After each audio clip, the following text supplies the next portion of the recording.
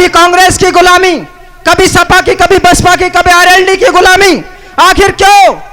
आज मुसलमान कहता है बीजेपी को हराना है, सपा की सरकार लानी है, भैया जी को लाना है। अरे भैया जी की सरकार बन जाती है, भैया जी ज्यादा डंडा पीट देते हैं तो बहन जी के घर चले जाते हो, बहन जी 4 डंडे फालतू मार देती है तो माता जी सोनिया जी के घर चले जाते हो।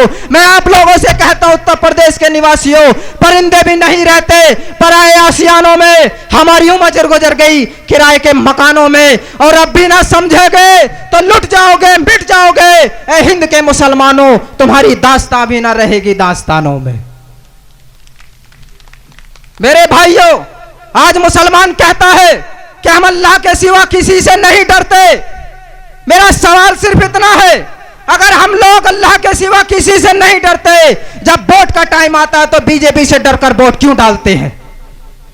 सदाम नेहटोरी को, जो कि हापुड़ से आए हैं, मजलिस के जुझारू कार्यकर्ता हैं, जिम्मेदार हैं, कि वो आए और बहुत मुख्तसर वक्त में अपने ख्यालात का इजहार करें, क्योंकि वक्ताओं की लिस्ट बहुत लंबी है और जल्द ही बैरिस्टर साहब तशरीफ लाने वाले हैं। सबसे पहले मंच पर तशरीफ फरमा हमारी पार्टी के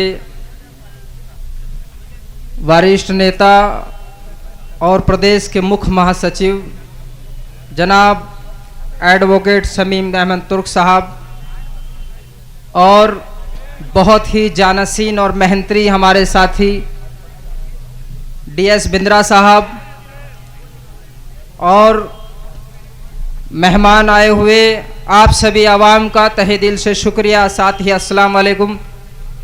मेरे भाइयों, हमारा पैगाम सिर्फ इतना है कि दावत देते हैं, दावत देना हमारा काम है, हिदायत देना अल्लाह का काम है, हमारे हाथ में नहीं है। लेकिन उस अल्लाह ने वादा किया है, जो कोशिश करते हैं उनकी मदद मैं करता हूं। इस देश में ठाकुर बनिया, पंडित, जाट, गुजर ने मिलकर कोशिश की तो अल्लाह ने उनकी मदद की। हमारा भी ईमान और यकीन है, हम भी अगर मिलकर मेहनत करेंगे तो अल्लाह ताला हमारी मदद भी जरूर करेगा। साथियों, इसी पैगाम को लेकर आपके बीच में आए हैं। अगर बात हक और सच लगे तो साथ देना, अगर साथियों हक और सच न लगे साथ बिल्कुल मत देना। क्या पैगाम लेकर आए हैं? ऐ मेरे समाज के लोगों, मेरे भारत के लोगों, याद करो, ये वही देश है, वही भारत है जहां लाल किला, कुतुब मीनार, जमा मस्जिद, लखनऊ के इमाम बड़े बनाने वाली ये कौम जब लाल किले पे बैठ के सारी दुनिया को इंसाफ दिया करती थी और कहा करती थी, पंडित भाई तुम लो, जाट भाई तुम भी लो, बनिया भाई तुम भी लो, जो इंसाफ दिया करते थे। मैं पूछता हूं, आजादी के 74 साल बाद में ऐसा कौन सा गुनाह कर दिया, ऐसी कौन सी हिकमत अमली को छोड़ दिया जो लाल किले का मालिक आज रेडी पल्ली झिल्ला रिक्शा ठेला तांगा के मालिक बना दिए? और जो रिक्शा चलाया करते थे वो एसपी, डीएसपी, जनरल, कर्नल, फौजी, मुख्यमंत्री, प्रधानमंत्री बन गए। क्यों? क्योंकि मेरे भाइयों, इस देश के अंदर जरूरत है एक कायद, एक सफ हो, एक परचम हो। जरूरत है एक कायद हो, एक सफ हो, एक परचम हो। बिखरा हुआ समाज कभी तरक्की नहीं कर सकता। आखिर क्यों नहीं समझता हमारा समाज ये नुक्ता? लुट जाते हैं वो राही जिन्हें रहबर नहीं मिलता। मेरे भाइयों, इसी उत्तर प्रदेश की सरजमीन पर, उत्तर प्रदेश के मुसलमानों, क्या तुम ये नहीं देखते कि उत्तर प्रदेश में 60% यादवों ने मुत्तहिद होकर मुलायम सिंह यादव को अपना रहबर माना और 4 बार उत्तर प्रदेश के मुख्यमंत्री बन गए। उनका लुटना पिटना बंद हो गया। मेरे जाट भाई ने भी अपना रहबर चौधरी अजीत सिंह और उसके बेटे जैन सिंह को बना लिया। लुटना पिटना उनका भी बंद हो गया। यहां तक कि मेरे दलित भाई ने भी अपना रहबर बहन कुमारी मायावती जी को बना लिया। लुटना पिटना उनका भी बंद हो गया। एक हम अल्लाह वाले हैं जिसने अपना सियासी रहबर नहीं बनाया, तो लुटना पिटना आपका हमारा मुकद्दर बन गया। मेरे भाइयों, 15 अगस्त 1947 को देश आजाद होता है। 26 जनवरी 1950 को इस देश का संविधान लागू हुआ। उसी संविधान में जिक्र किया, ए भारत के लोगों सुनो, अब इस देश में रानी की कोख से राजा पैदा नहीं होगा। अब इस देश में राजा का लड़का राजा नहीं बनेगा। अब इस देश में ना कोई अगड़ा, ना पिछड़ा, ना हिंदू, ना मुस्लिम, ना सिख है। कानून की नजरों में बसने वाला हर इंसान बराबर है। उसी कानून ने बराबरी का दर्जा देते हुए एक वोट का ताकत दिया। वोट चाहे पंडित का हो, ठाकुर का हो, यादव का हो, सिख का हो, वोट की कीमत सबकी बराबर रखी। हमारा सवाल सिर्फ इतना है, अगर वोट की कीमत बराबर है, समाजवादी पार्टी, भाजपा, कांग्रेस, आरएलडी में काम करने वाले मुसलमानों से बताओ, जब वोट की कीमत बराबर है तो फायदे में जाए सब जाए, नुकसान में जाए तो सब जाए। लेकिन हमारे देश में क्या होता है, पंडित वोट दे माल खाए, यादव वोट दे माल खाए, ठाकुर वोट दे माल खाए, बनिया वोट दे माल खाए, और हम अल्लाह वाले वोट दे तो मार खाए। आखिर हम वोट के बदले मार ही क्यों खाते हैं? उसी संविधान ने चीख के फिर से कहा, ए भारत के बसने वाले नागरिकों सुनो, अब इस देश में संगठन पार्टियां हुकूमत करेंगी। जो समाज पार्टी बनाएगा वो हुकूमत में जाएगा, जो समाज पार्टी नहीं बनाएगा वो गुलामों का गुलाम बन जाएगा। मेरे साथियों जी साथियों, यादव भाइयों ने पार्टी बनाई, हुक्मरान बन गए। मेरे पंडित भाई ने पार्टी बनाई, हुक्मरान बन गए। मेरे दलित भाई ने पार्टी बनाई, हुक्मरान बन गए। जाट भाइयों ने पार्टी बनाई, हुक्मरान बन गए। हमने आज तक अपनी सियासी पार्टी नहीं बनाई तो कसम खुदा के गुलामों के गुलाम बनकर रह गए। कभी कांग्रेस की गुलामी, कभी सपा की, कभी बसपा की, कभी आरएलडी की गुलामी। आखिर क्यों? आज मुसलमान कहता है बीजेपी को हराना है, सपा की सरकार लानी है, भैया जी को लाना है। अरे भैया जी की सरकार बन जाती है, भैया जी ज्यादा डंडा पीट देते हैं तो बहन जी के घर चले जाते हो, बहन जी 4 डंडे फालतू मार देती है तो माता जी सोनिया जी के घर चले जाते हो। मैं आप लोगों से कहता हूं, उत्तर प्रदेश के निवासियों, परिंदे भी नहीं रहते पराए आसियानों में। हमारी उम्र गुजर गई किराए के मकानों में, और अब भी ना समझेगे तो लुट जाओगे, मिट जाओगे। ए हिंद के मुसलमानों, तुम्हारी दास्तां भी ना रहेगी दास्तानों में। मेरे भाइयों, आज मुसलमान कहता है कि हम अल्लाह के सिवा किसी से नहीं डरते। मेरा सवाल सिर्फ इतना है, अगर हम लोग अल्लाह के सिवा किसी से नहीं डरते, जब वोट का टाइम आता है तो बीजेपी से डरकर वोट क्यों डालते हैं? क्यों डालते हैं बीजेपी से डरकर वोट? क्या कहते हैं बीजेपी आ जाएगी? आखिर क्या गुनाह है हम लोगों का? ऐसा कौन सा गुनाह करते हैं हम? हमने किसी की जमीन नहीं दबाई, किसी को नाजायज नहीं सताया।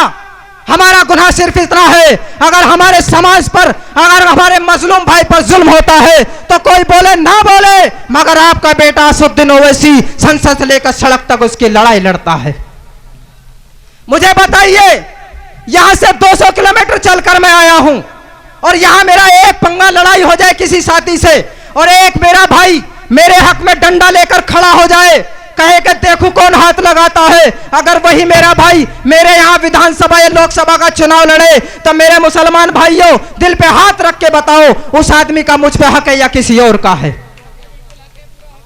आखिर क्यों?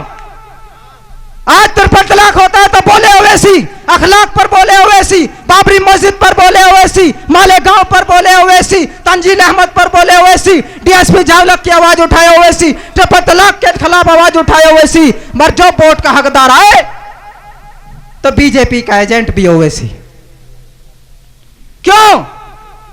और साथियों, मैं आखिरी बात आपके बीच में रखना चाहता हूं, हमें ये लोग वोट कटवा साबित करते हैं।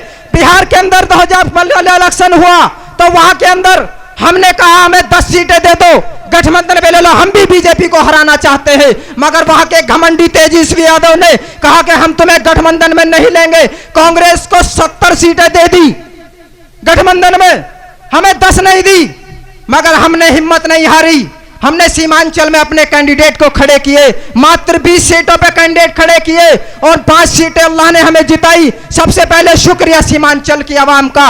मुझे बताओ, 70 सीटों पे लड़कर 19 सीटें जीतने वाली कांग्रेस बीजेपी के एजेंट है, या 20 सीटों पे लड़कर 5 सीटें जीतने वाले हम बीजेपी के एजेंट हैं? ये कहते हैं हम बीजेपी के एजेंट हैं। आज उसी तहरीज पर, उसी रास्ते पर उत्तर प्रदेश का ऐसा एक शख्स जो मुसलमानों को गुलाम बनाकर रखना चाहता है, जिसका नाम है अखिलेश यादव। अखिलेश यादव, तुम भी वही बात कहते हो कि गठबंधन सबसे होगा मगर असुद्दीन ओवैसी से नहीं होगा। तो कान खोल कर सुन लो, मुलायम सिंह जी के लखते जिगर, अगर तुम यही घमंडी बात करते हो तो तेजस्वी यादव बनने के लिए तैयार हो जाओ। तुम्हें तेजस्वी यादव बना के छोड़ेंगे हम लोग। आखिर क्या गुनाह है? ये बहन जी कहती है कि ये बीजेपी के एजेंट है। बहन जी, अगर आप राजनीति में ना होती, सियासत में कदम ना रखता, यही 25% का मुसलमान तुम्हारे कंधे से कंधे ना लगाता तो बहन जी आप किसी खेत में मनरेगा में मजदूरी कर रही होती। यही मुलायम सिंह यादव जो कहते हैं ये बीजेपी के एजेंट है, सुनो मुलायम सिंह जी तुम दूध बेचा करते थे, अगर यही 25% मुसलमान तुम्हारे कंधे से कंधा लगाकर तुम्हारा झंडा नहीं उठाता तो आप भी कहीं किसी भैंस का दूध निकालते हुए होते। और कहते हो हम बीजेपी के एजेंट हैं, कांग्रेस पार्टी कहती है बीजेपी के एजेंट है, नारा ये लोग देते हैं मगर लगाता कौन है? हमारा मुसलमान। और कौन मुसलमान? मेरे भाइयों मेरी बात बुरे लगे तो गुस्सा के लिए माफी चाहता हूं। हमारी इस कौम के अंदर 1% खानदानी दलाल है जिनका चुनाव निशान है पेट और जेब। जैसे बरसात आती है, बरसात में पीला मेंढक बाहर निकलता है, उसी तरीके से बरसात चुनाव के मौसम में हमारी कौम का 1% खानदानी दलाल भी चुनाव के सीजन में सफेद कुर्ता पहन के बाहर निकलता है।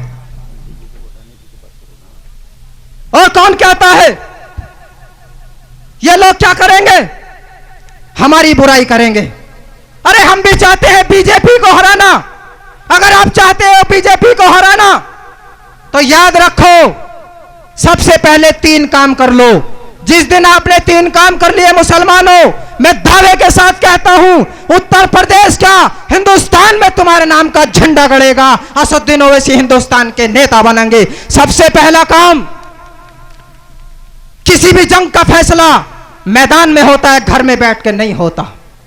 अगर असदुद्दीन ओवैसी साहब मुरादाबाद की सरजमीन, बरेली या संभल या हापुड़ की सरजमीन पर तुम्हें किसी भी मैदान में बुलाए, मेरे भाइयों 2 घंटे का वक्त निकालकर उस मैदान को डटने में सड़ों की गिनती गिनाने का काम कर देना। अगर तुमने उन मैदानों को भरकर सड़ों की गिनती गिनाने का काम कर दिया, अगले दिन का रेडियो टीवी अखबार इस बात की गवाही देगा असदुद्दीन ओवैसी सबसे बड़े नेता है, MIM सबसे बड़ी पार्टी है। इस देश में सर कटाने से नहीं सर गिनाने से काम चलता है। करोगे इंशाअल्लाह। दूसरा काम, बैरिस्टर असदुद्दीन ओवैसी जिस किसी को भी टिकट दे, हिंदू को, जैन को, बौद्ध को, पारसी को, पढ़े लिखे को, अनपढ़ को, चाहे तुम्हारे दुश्मन को ही क्यों ना दे दे, उसकी जात मत पूछना, उसकी दाढ़ी टोपी तिलक पगड़ी मत देखना, सिर्फ पतंग का बटन दबा देना, बाकी अपने बेटे असदुद्दीन ओवैसी के ऊपर छोड़ देना। करेंगे। और तीसरा काम, कोई हारे या जीते हमने किसी का ठेका नहीं लिया, हम जीतेंगे, लड़ेंगे और जीतेंगे इंशाअल्लाह। जब तक नहीं जीतेंगे जब तक लड़ते रहेंगे। और याद रखो ये लोग हमें साबित करते हैं बीजेपी के एजेंट है।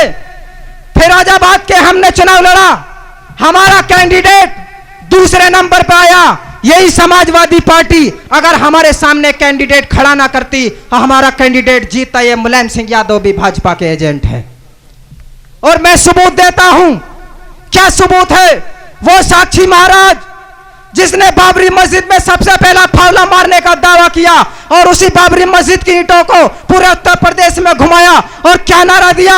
हिंदी हिंदुस्तान मुल्ला भागो पाकिस्तान। ये उसी साक्षी महाराज को आगरा के महासम्मेलन ने इन्हीं मुलायम सिंह यादव जी ने अपनी पार्टी में शामिल करके राज्यसभा का मेंबर बना दिया। बताइए कौन है बीजेपी का एजेंट? मेरे भाइयों, अगर आप चाहते हो बीजेपी को हराना तो पतंग का निशान ये तुम्हारा निशान है। मैं आखिरी बात पर, वक्त बहुत है, मैं आखिरी बात आपके बीच में यही कहना चाहता हूं जो सच्चाई है। मान लीजिए यहां मिसाल के तौर पर चुनाव का वक्त आ गया, एक कांग्रेस पार्टी तुम्हारे बीच में किसी मुसलमान को भेजेगी और क्या कहेगी? कांग्रेस पार्टी का चुनाव निशान पंजा, पंजे वाले खाने का बटन दबाकर सलमान खुर्शीद को जिताकर सोनिया गांधी जी के हाथों को मजबूत करो। मेरे मुसलमान भाइयों, क्या आपने सोचा वोट हमारा, बटन दबाया हमने, जीता हमारा भाई सलमान खुर्शीद, हाथ मजबूत सोनिया गांधी जी के, हमारा कुछ हुआ? वो गाड़ी चलेगी, दूसरी आएगी, वो भी ऐलान करती है समाजवादी पार्टी का चुनाव निशान साइकिल, साइकिल वाले खाने का बटन दबाइए, आजम खान को जिताइए, मुलायम सिंह जी के हाथों को मजबूत कीजिए, वोट हमारा, बटन दबाया हमने, जीता हमारा भाई आजम खान, हाथ मजबूत हुए मुलायम सिंह यादव के, सपना एंड हो गया। बस लास्ट बात है। तो बताइए, अब आपके बीच में एक गाड़ी और आएगी जो ऐलान करेगी ऑल इंडिया मजलिस इत्तेहादुल मुस्लिमीन का चुनाव निशान पतंग, पतंग वाले खाने का बटन दबाकर अपने कैंडिडेट को जिताकर असदुद्दीन ओवैसी साहब के हाथों को मजबूत करो, अपने मुस्तकबिल को आबाद करो। यादव भाइयों ने, पंडित भाइयों ने, दलित भाइयों ने कोई एटम बम नहीं बनाया। मुलायम सिंह की शक्ल में मजबूत हाथ पैदा किया। दलित भाई ने कोई तलवार तोप नहीं बनाई, बहन जी की शक्ल में मजबूत हाथ पैदा किया। तुम भी अगर चाहते हो इंसाफ और हक को लेना तो याद रखो, बैरिस्टर सुद्दीन ओवैसी को हाथ के मजबूत कर लो। जिस दिन यह हाथ मजबूत हो गया, उसी हाथ के नीचे तुम्हारे जान माल इज्जत आबरू की हिफाजत हो जाएगी, इस देश में अमन कायम हो जाएगा। इसी के साथ मैं अपनी बात को विराम देते हुए एक शेर आपकी खिदमत में कि शाही की नजर अहले वफा की शान पैदा करो, शाही की नजर अहले वफा की शान पैदा करो, बुलंदी और पस्ती में जरा पहचान पैदा करो, और ना हो हालात से मायूस, इरादे ना बदलो, नई आंधी, नई कश्ती, नए तूफान पैदा करो, और मजा है जीने मरने का, इन्हीं खतरों के दामन में दिलों में हौसले और हौसलों में जान पैदा करो। बहुत बहुत शुक्रिया। अस्सलाम वालेकुम, आदाब, जय भीम।